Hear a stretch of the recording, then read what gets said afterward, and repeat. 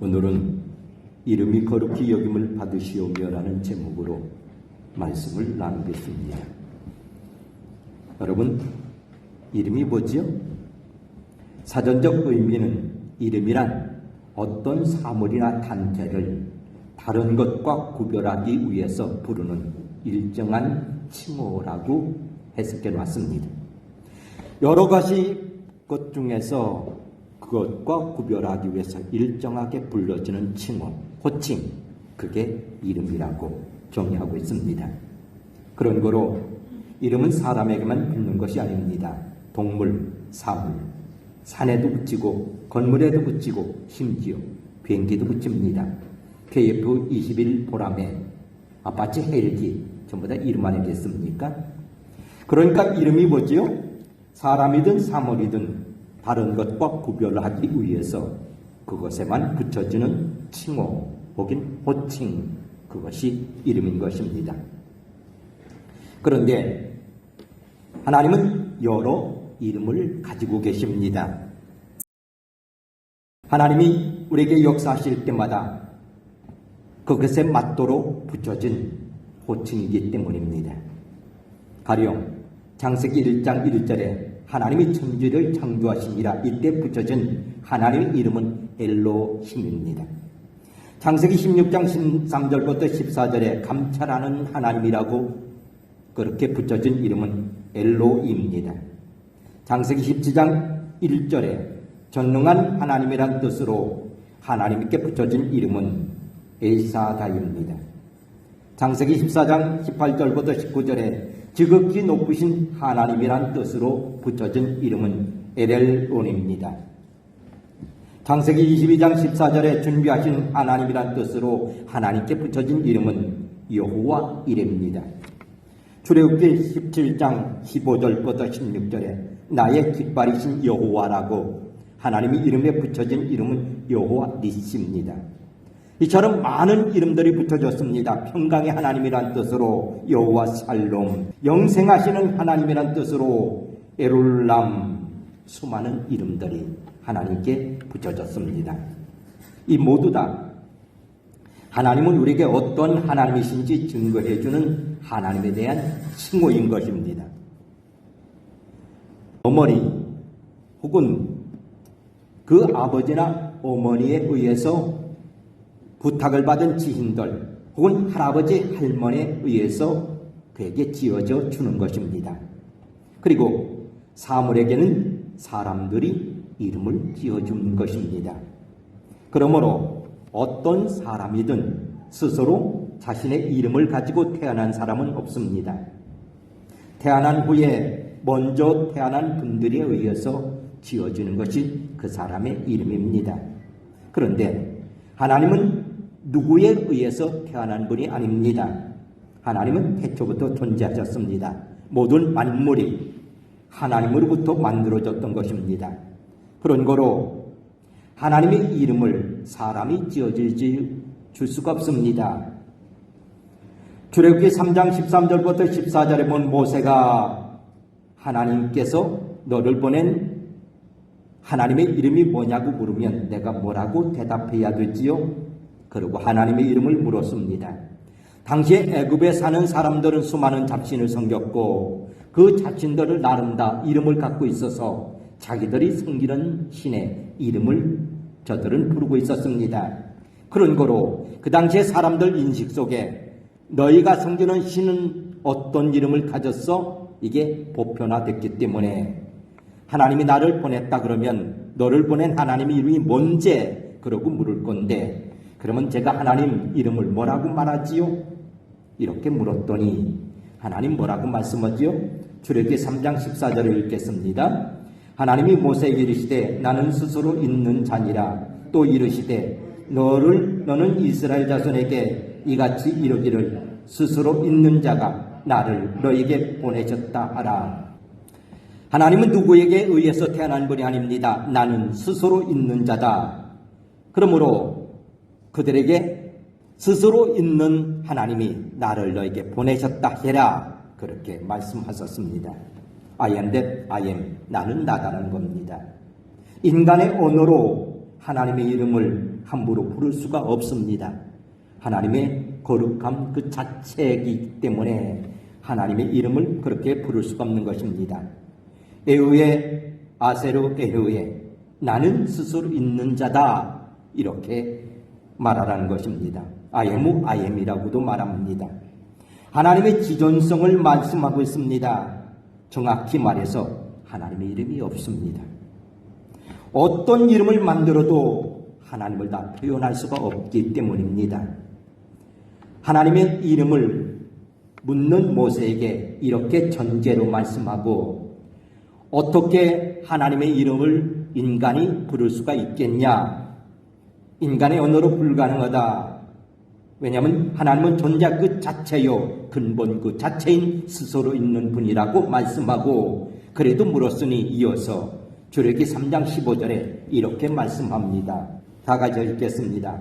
하나님이 또 모세에게 이르시되 너는 이스라엘 자손에게 이같이 이르기를 너희 조상의 하나님 여호와 곧 아브라함의 하나님 이삭의 하나님 야곱의 하나님께서 나를 너에게 보내셨다 하라. 이는 나의 영원한 이름이요 대대에 기억할 나의 칭언이라.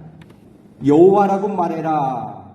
그리고 이것이 너희가 영원히 기억할 대대의 나의 칭호다. 그렇게 말씀하셨습니다. 하나님의 이름이 세상의 언어로 이름을 지어서 부를 수가 없지만 그래도 모세가 이름을 알려달라고 하니 여호와라 그렇게 말씀합니다. 혹은 야훼다 그렇게 우리는 발음도 합니다. 우리가 여호와라고 발음하는 이 단어는 사실은 읽을 수 없는 즉 발음할 수 없는 단어입니다. 이 단어는 히브리 알파벳 중에서 자음자로 만든 4개의 단어이기 때문입니다. 여러분 우리가 어떤 글자를 읽을 때 자음에 모음을 불러서 해야 읽어집니다. 즉 예를 들어 말하면 기영, 니은, 디귿, 니을 이게 무슨 자지요? 이게 말이 되나요? 그러니까 여기다 아에, 어에, 오 등 여러 모음을 붙여서 말을 만들고 발음을 하는 것입니다. 이것처럼 하나님의 이름이라고 주신 단어는 모음이 없는 자음자로 만든 히브리 알파벳 4개의 단어입니다. 이게 바로 하나님의 이름. 히브리어는 왼쪽에서 오른쪽으로 붙입니다. 요두, 해, 바부, 해. 이게 하나님이 당신의 이름이라고 준 히브리 말입니다. 옛날에 이스라엘 사람들은 이 말씀 앞에 발음을 하지 않았습니다.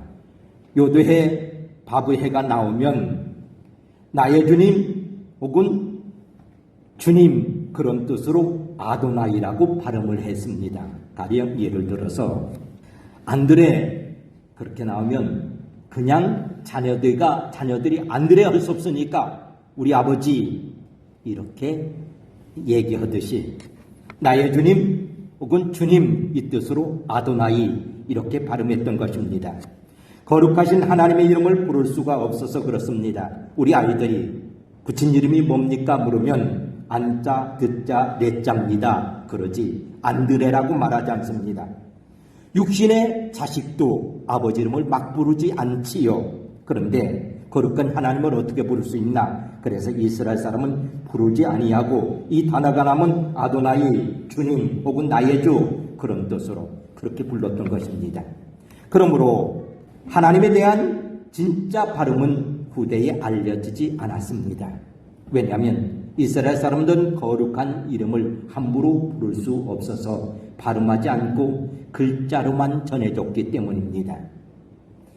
그래서 6세기 이후에 정확히 그것도 언제인지 모릅니다. 그래서 6세기에서 10세기 사이에 그렇게 넓게 잡습니다.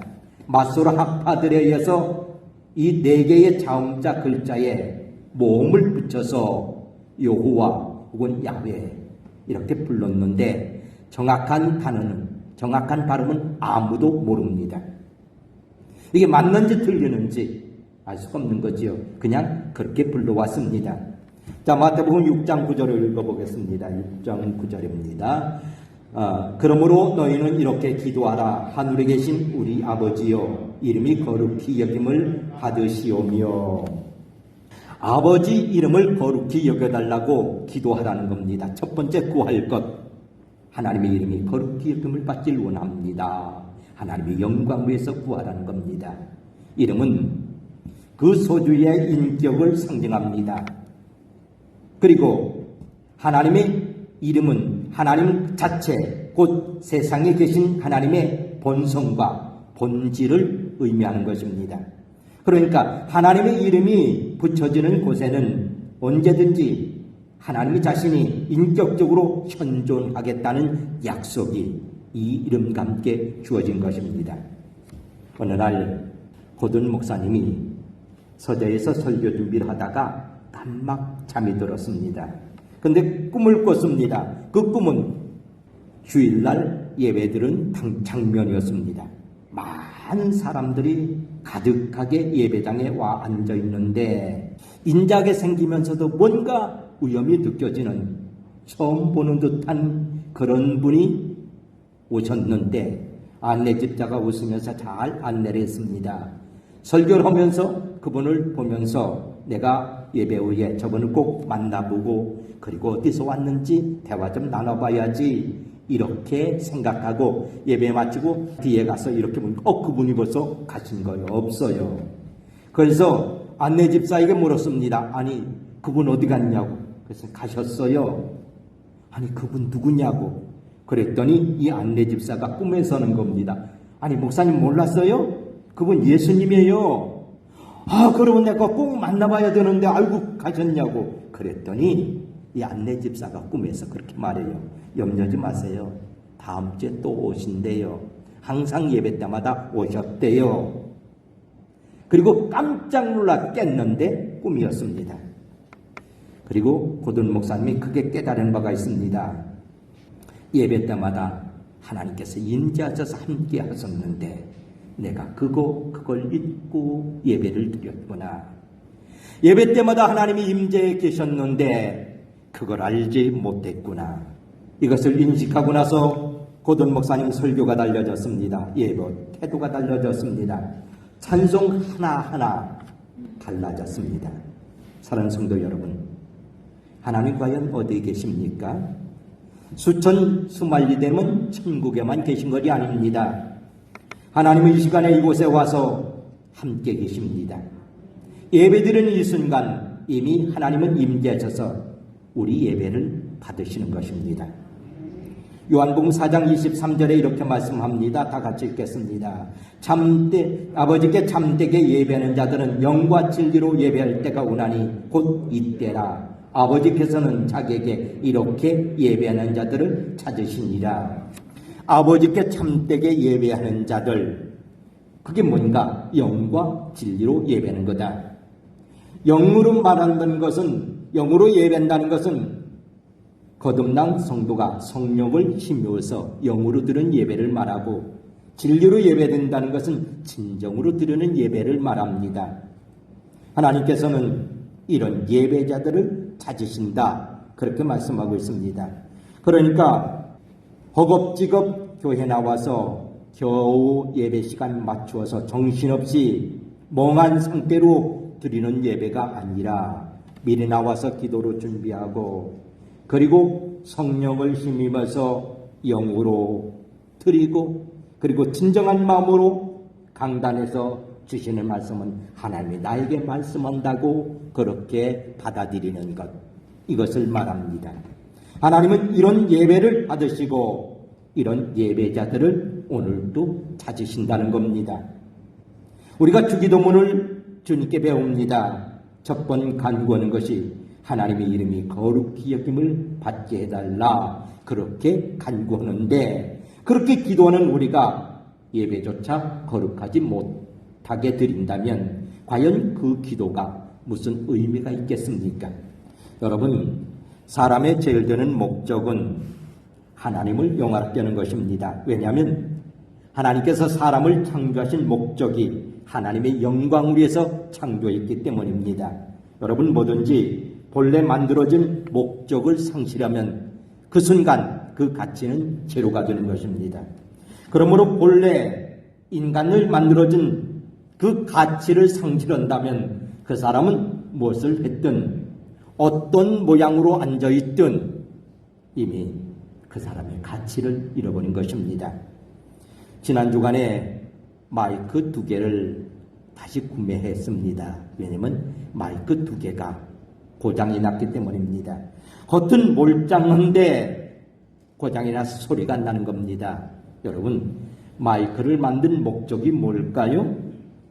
그것은 이렇게 소리를 전달해서 잘 듣게 하기 위해서 그래서 만드는 것입니다. 그런데 이 마이크가 겉은 멀쩡한데 고장이 나서 전혀 기능을 발휘하지 못한다면 그 모양 그대로 갖고 있어도 이미 가치를 상실해서 가치 없는 물건이 돼서 내다 버리게 되는 것입니다. 휴대폰도 똑같습니다. 휴대폰을 만든 이유가 뭐죠? 전화 걸기 위해서.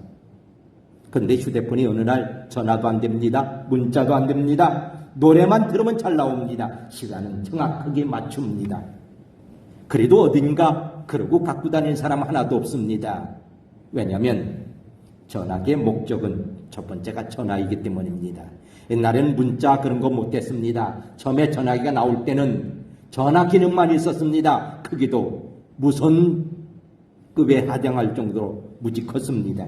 이게 발전해서 지금은 조그마해졌습니다만 전화가 안 된다면 이미 가치를 상실한 것입니다. 모양 그대로여도 가치가 상실됐기 때문에 내다버릴 수밖에 없는 것입니다. 여러분, 겉은 멀쩡해도 본래 만든 목적을 상실하면 가치가 없는 것이 되는 것입니다. 하나님이 사람을 만든 목적은 하나님을 영화롭게 하기 위해서 만들어진 것입니다. 그러므로 하나님의 영광을 나타내지 못한다면 우리는 무엇을 하든 무엇을 이루든 우리는 가치를 상실한 존재입니다. 이사야 43장 21절 이렇게 말씀하고 있습니다. 다 같이 읽겠습니다. 이 백성은 내가 나를 위해서 지었나니 나를 찬송하게 하려 함이라. 이 백성은 나를 위해서 지었나니. 여러분, 사람은 어떤 사람도 자기를 위해서 살면 안 되는 것입니다. 사람이 이 땅에 와서 자기 위해서 멋지게 살았습니다. 그 사람 성공해서 아니면 실패한 것입니다. 사람은 누구나 아무도 자기를 위해서 살면 안 됩니다. 이 백성을 내가 나를 위해서 지었나니 하나님의 영광 위해서 지었습니다. 뭐냐고? 나를 찬송하게 하려고. 다시 말해서 나를 예배하게 하려고. 그래서 첫 번째 기도가 하나님의 이름을 영어롭게 해달라. 이름이 거룩히 영을 받게 해달라. 그런 기도를 하라고 했습니다. 그게 사람의 목적이기 때문입니다. 시편 22편 3절에 이렇게 말씀하고 있습니다. 다 같이 읽습니다. 이스라엘의 찬송 중에 계시는 주여 주는 거룩하십니다.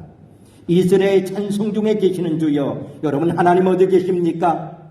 이 말은 예배 중에 계시는 말입니다. 예배 중에 하나님 계십니다. 예배를 통해서 하나님 거룩함을 받으시는 것입니다.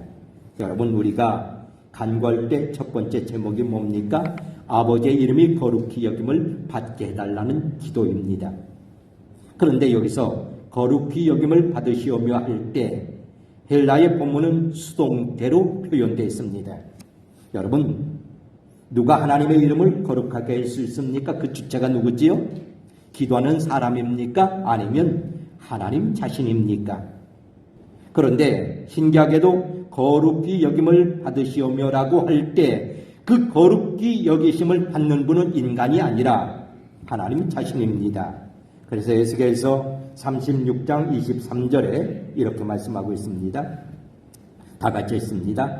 여러 나라 가운데 더럽혀진 이름 곧 너희가 그들 가운데 더럽힌 나의 큰 이름을 내가 거룩하게 할지라. 내가 그들의 눈앞에서 너희로 말미암아 나의 거룩함을 나타내리니 내가 여호와인 줄 여러 나라 사람이 알리라. 여호와의 말씀이니라. 여러 나라 가운데서 더럽혀진 나의 큰 이름을. 여러분, 인간이 하나님의 이름을 더럽혔습니다. 그 이름은 큰 이름입니다. 그런데 누가 거룩하게 한다고요? 인간이 더럽힌 이름을 내가 거룩하게 할지라. 근데 그 다음 말이 또 특이합니다. 뭐라고요? 내가 그들 눈앞에서 뭐로? 너희로 말미암아. 거룩함을 나타내는 주체는 이스라엘 백성이 아니고, 다시 말해서 구원받은 성도가 아니고 하나님 자신입니다. 하나님 자신이 당신의 더럽힌 이름을 거룩하게 하시는데, 근데 누구를 통해서 거룩하게 한다고요? 너희로 말미암아. 하나님의 자녀를 통해서, 하나님의 자녀로 말미암아 하나님의 자신이 더럽혀진 당신의 이름을 거룩하게 하겠다는 겁니다. 처음에 제가 설명하면서 하나님께서 모세가 하나님의 이름을 물을 때 그때 주신 이름이 뭐라고요? 여호와. 근데 그 이름은 발음할 수 없는 히브리 4개 알파벳인데 6세기에서 10세기 사이에 마소라 학파가 요도해 바브해라는 이 4개의 자음 글자에 나름 모음을 붙여서 여호와 혹은 야훼 그렇게 여기까지 발음해 왔는데 그게 정확한지 아닌지는 아무도 모른다. 이렇게 말씀을 드렸습니다. 왜냐하면 그 당시 사람들은 감히 거룩한 이름을 부를 수 없어서 발음하지 않고 요도해 바브해 이 글자가 나오면 아도나이 이렇게 나의 주님 이렇게 대체해서 불렀기 때문입니다. 왜냐하면 당시에 하나님이 이름을 준 것은 발음할 수 없는 자음자 글자였는데 그것도 거룩해서 저들이 발음하지 않고 요도해 바브해 이 단어를 그냥 우리에게 전해줬는데 읽을 수가 없는 거예요. 어떻게 발음하는지를 배우지 못했기 때문입니다. 그래서 뭐라고든 읽어야 될 텐데 그래야 후대에 하나님을 믿는 사람이 그 하나님을 호칭할 수 있을 터인데 그래서 마소라 학파들이 나름 모음자를 붙여서 야훼, 여호와 이렇게 부르게 된 것입니다. 그런데 그보다 또 후대에 그 마소라 학파가 이렇게 발음할 수 있도록 모음을 붙인 그 후대 이 히브리 알파벳 하나님의 이름을 살피다가 깜짝 놀랄 사실을 발견했습니다. 요도해 바브해 내 이름은 이거야. 그렇게 여호와라는 이름을 주셨는데 그 뜻을 가만히 살펴보니까 이 단어 하나하나에 뜻이 있다는 것을 이 단어가 갖고 있는 본래의 뜻이 있다는 것을 알게 된 것입니다. 요도는 손이라는 뜻입니다. 바브는 못이라는 뜻을 갖고 있습니다. 해는 보다 혹은 봐라라는 뜻을 갖고 있습니다. 그러니까 요도해 바브해는 여호와 이름인데 우리가 부른 야훼인데 그 이름에는 손에 못짝을 봐라 그런 말이었습니다. 뭘 말하나요? 바로 예수 그리스도의 구속사를 말하고 있는 것입니다. 요도해 바브해 전체의 뜻은 나는 스스로 있는 자다. 누구 곁에? 너희 곁에. 이게 바로 누구 얘기죠? 마태복음 28장 20절을 읽어보겠습니다. 내가 세상 끝날까지 너희와 항상 함께 있으리라. 여러분, 예수 그리스도께서 세상 끝날까지 너희와 항상 함께 있겠다고 말씀했는데 하나님께서 나는 스스로 있는 자야, 너희 곁에 있는 자야 이렇게 당신의 이름을 줬는데 그것은 바로 예수 그리스도를 통해서 우리와 함께 있을 것을 말씀하고 있다는 겁니다. 하나님이 이스라엘 백성을 부르기 전에 모세를 보냈는데 출애굽시키기 전에 모세를 보냈는데 모세가 하나님 이름을 저들이 부르면 뭐라고 할까요? 그때 주신 말씀이 여호와입니다. 여호와란 말 뜻 단어가 담겨 있는 뜻을 살펴보니 손에 못짝을 봐라. 예수 그리스도의 십자가를 상징하고 있었습니다. 이 이름을 언제 줬습니까? 이스라엘 백성들이 출애굽하기 바로 직전에 이스라엘 백성들을 불러내기 위해서 준 것입니다.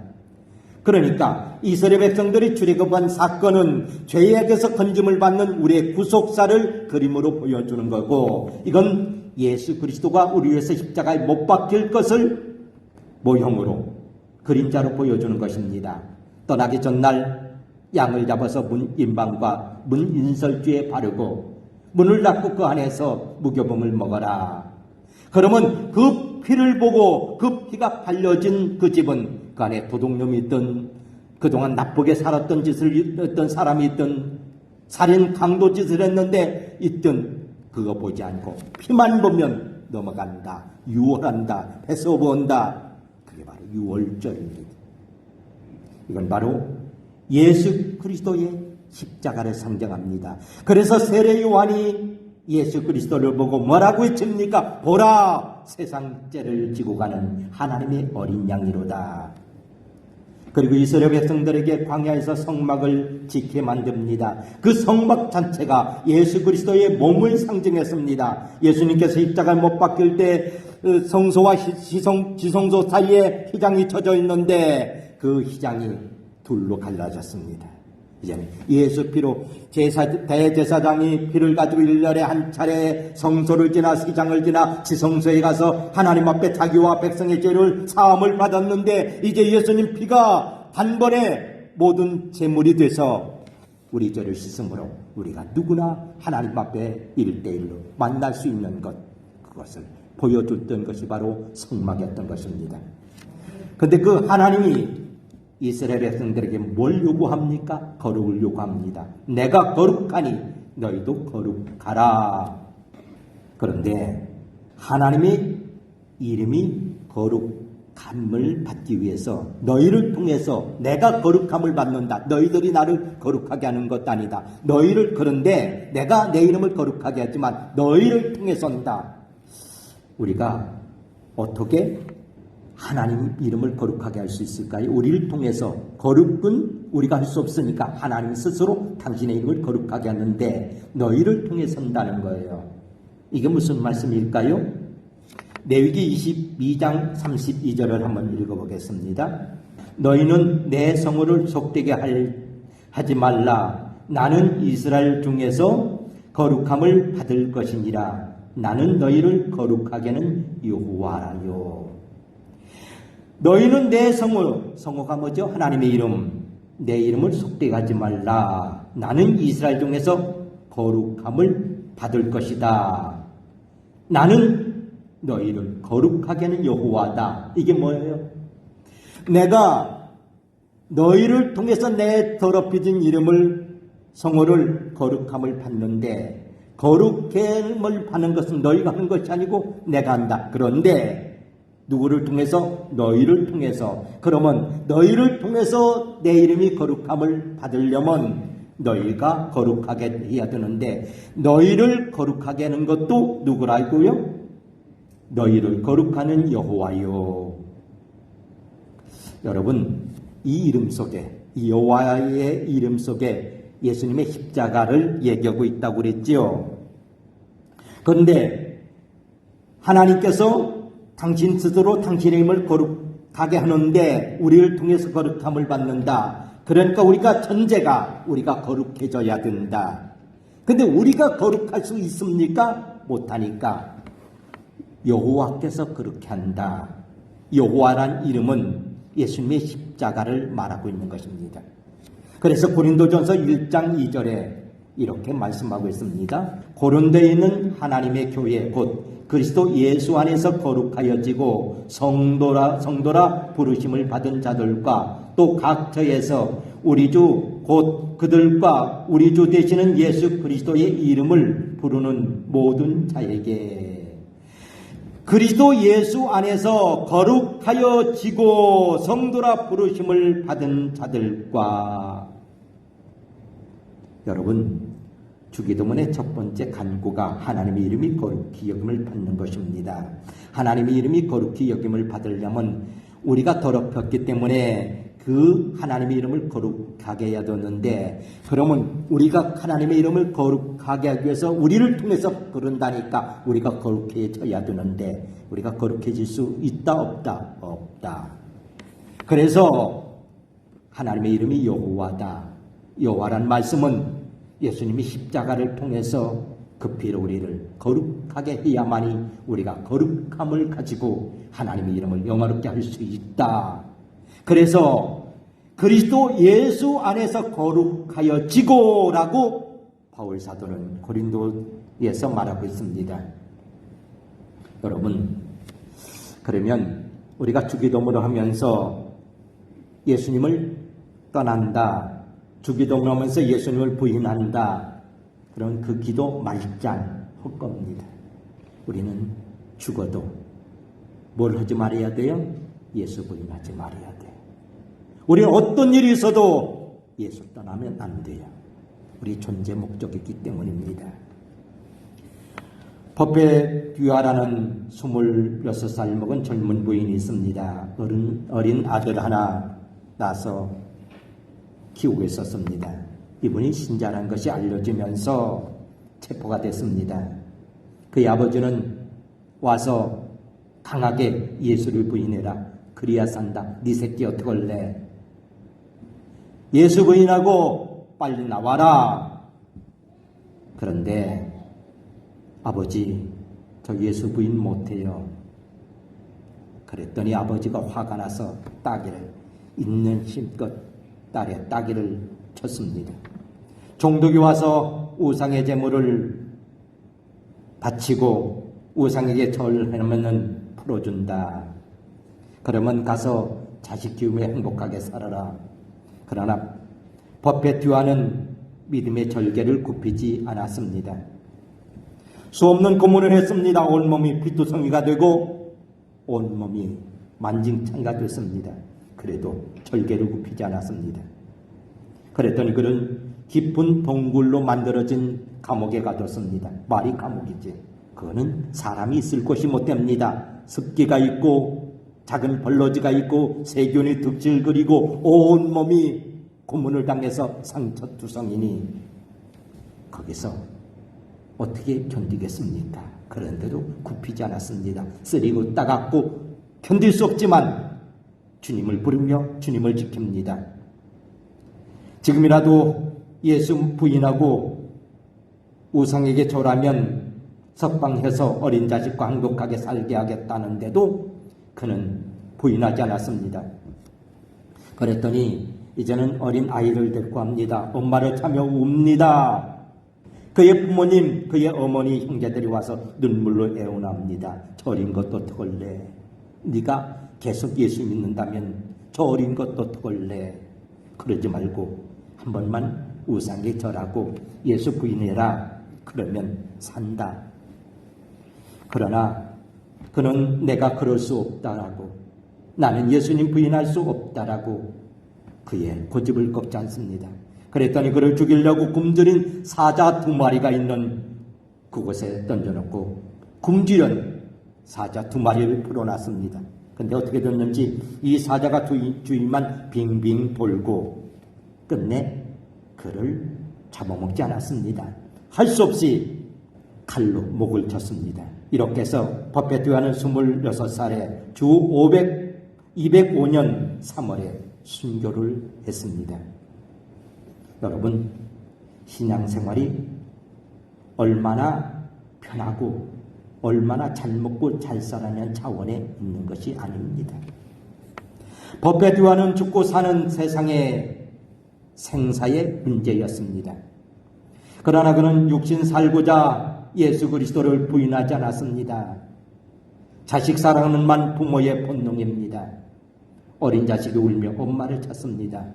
그러나 버페듀아는 인간의 정조차도 억제하고 믿음의 절개를 지켰습니다. 사랑하는 여러분, 여러분 인생에서 가장 소중한 것이 뭐라고 생각하십니까? 여러분 무엇을 위해서 목숨을 걸고 그렇게 열정을 쏟고 있습니까?